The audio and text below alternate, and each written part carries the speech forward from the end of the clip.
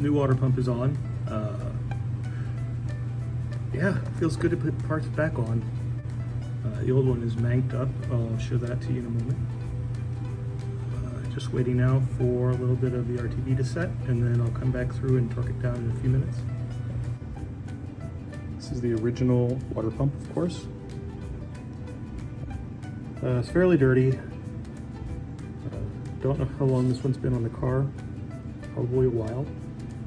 The shaft is a little crunchy.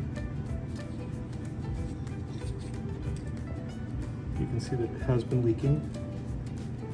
And it's also been leaking through this port. Which I don't know what that port's for. It needs to be replaced. So I have the cam carrier popped off for the exhaust side.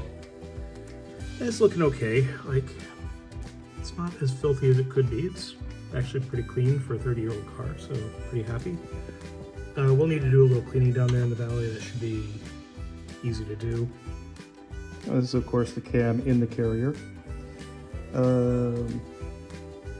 Yeah, so this seal is done. Particularly up here at the front and at the back, it's crushed and completely flat. Over on the sides, it's still got a little bit of shape, so still doing some sealing, but so it needs to get replaced. Yeah.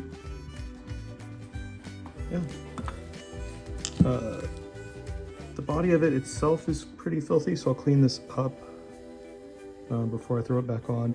I don't think I'm gonna paint it. I thought about it, but meh.